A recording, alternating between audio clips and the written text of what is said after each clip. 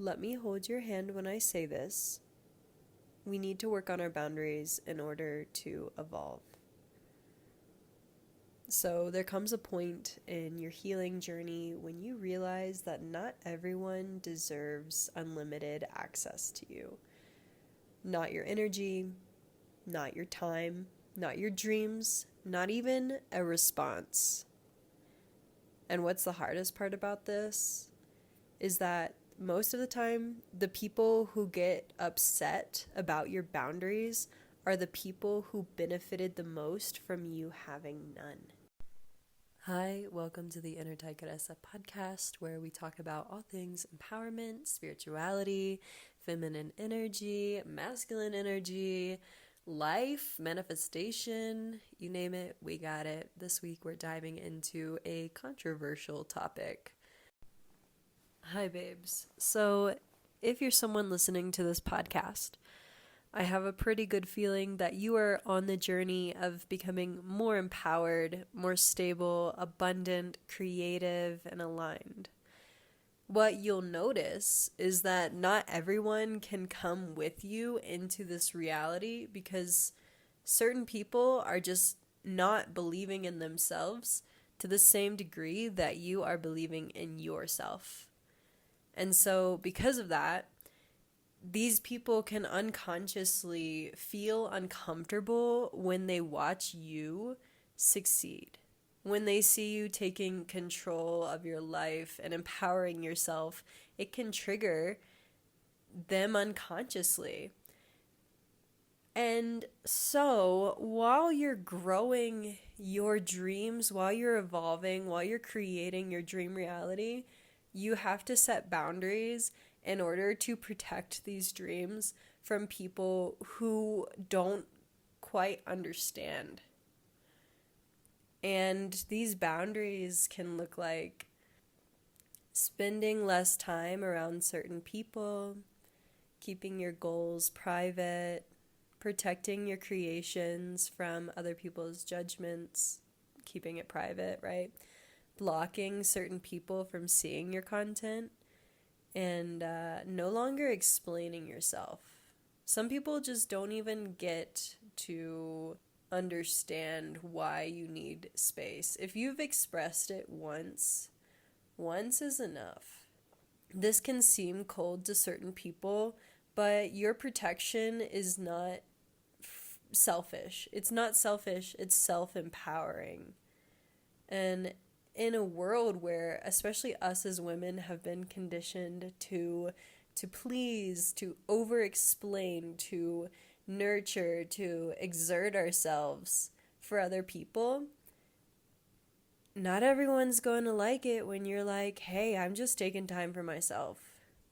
I'm not showing up. I'm not telling you what's up because I don't want to. One of the biggest lessons that I've had to learn around boundaries is that if someone is constantly gossiping to you, they will eventually gossip about you. Pay attention to how people speak about others because it tells you a lot about how they process their own insecurity. This goes a couple of layers deep, but if someone is talking bad about others and manifesting not great things for other people, why do you even want to be in that energy in the first place?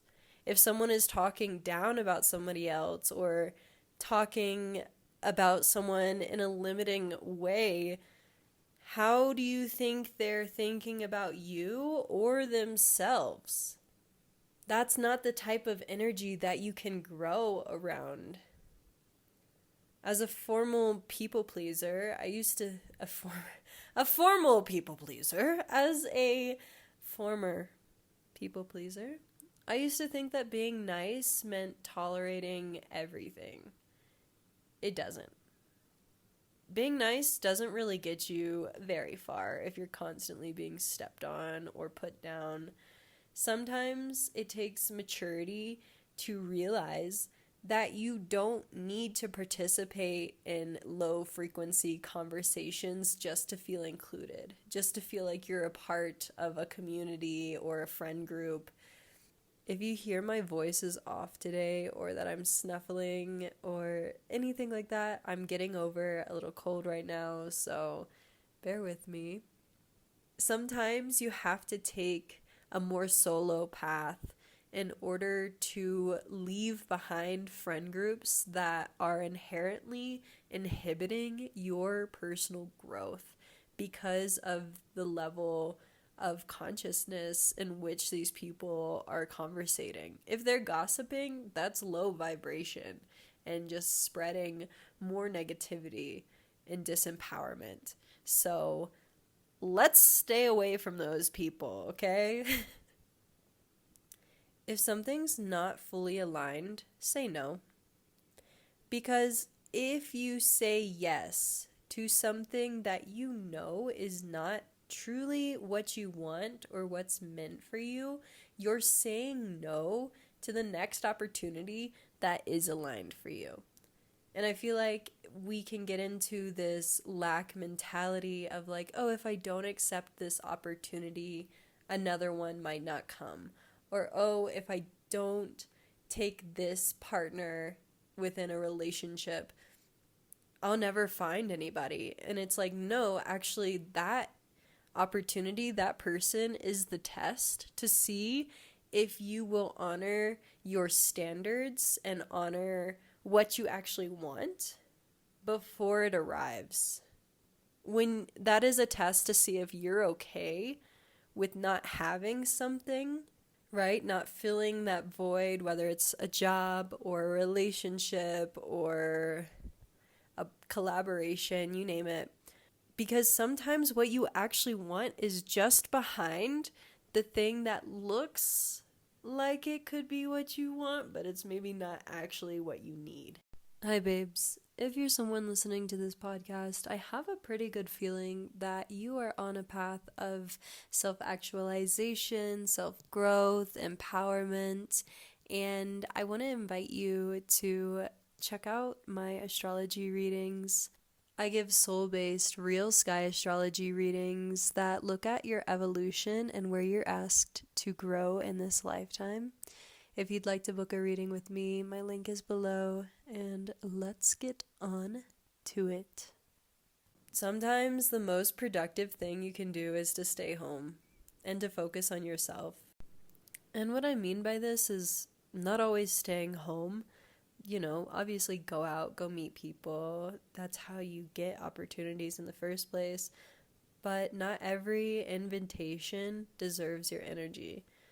Not every distraction deserves your attention. You have to decipher what is a distraction, what is moving me away from my goals, and what is an opportunity. What can fulfill me and move me closer towards the person that I know I am becoming.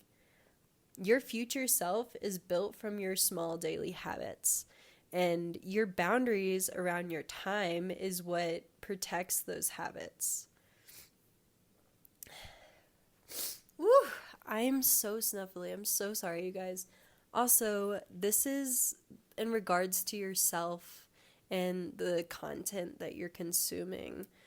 We can even tie in this gossip, this aspect of gossip and low vibrational conversations with distractions when it comes to social media, because a lot of what I'm seeing on the internet right now is gossip, is tearing people apart, is exposing this person and that person.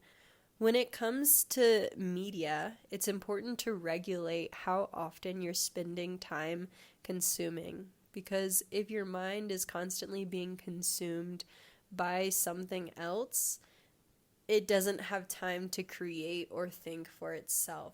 Oftentimes, it's easier to open TikTok or Instagram and scroll instead of facing your own emotions or sitting with yourself long enough for creation to come from that stillness. Sometimes it can be easier to overconsume. I know I've struggled with this in the past. It's like I will turn on a YouTube video and just listen to that, or an audiobook and listen to that, like instead of being with the silence. I feel like it's important to become comfortable with the silence, taking a walk in silence, cooking a meal in silence, washing the dishes in silence, because in those moments, you can actually experience divine inspiration for your next podcast episode or your next Instagram post or that next business idea that you needed to take you to the next level. It's our own intuition that we're blocking if we're constantly being bombarded with information, mindless chatter, even if it's educational. Sometimes so much information can be just overwhelming, and so you have no time to process your own ideas. That being said, there's a balance to everything, and if you enjoy your favorite audiobook and a podcast, or you just want to watch a TV show to wind down and relax, that's perfectly fine. We just need to be conscious about the balance that we have with consuming media and with silence. It's important to refine what you're listening to on the internet. Is it feeding your self-growth, your inspiration, encouragement, or is it a distraction? Is it mindless, right? Now, this one comes to having emotional boundaries with yourself. So, not every emotion is an instruction. Feelings are not facts. Sometimes we feel so much emotion about something that we want to take action in order to get rid of this uncomfortable emotion, when in reality, you just need to let the emotion pass without taking action. For instance, if you act from a place of anger, you take action from anger, you're going to create something that you're angry about. If you take action from a place of lack or fear, you're going to create something out of lack and fear, which creates more lack and fear. There are moments when you're feeling joyful, you're feeling empowered, you're feeling inspired. These are actually beautiful moments to take action. Inspired action is what I like to call it. Because when you create from joy and abundance and inspiration, you get more of that in return.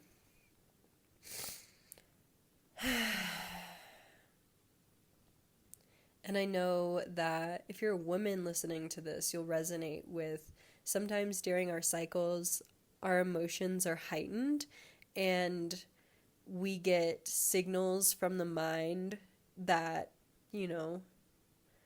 can come from exhaustion or the change in our hormones, or sometimes it's an old wound or story resurfacing in order to be looked at. It can feel like everything is unbearable in these moments.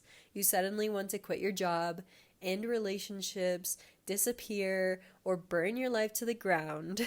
But I promise you, take a moment, pause, rest, lay low, because our emotions are like weather and it always passes, and the clarity will return on the other side of that intense emotion. So it's best not to take action when you're heavy in the emotional storms. To close this podcast episode off, I just want to mention that our boundaries are not punishment. Boundaries are a form of self-respect. Your life changes when you stop managing other people's comfort at the expense of your own future. Stay aware, stay grounded, honor and respect your time, your energy, your peace, and don't let anyone try and give you ish for sticking up for yourself and having boundaries. If you've enjoyed this podcast episode, hi, my name's Sydney. This is the Inner Tigresa Podcast. Like, subscribe, and share this video with someone who you might find could benefit from it. I'm sending you so much love. Take care.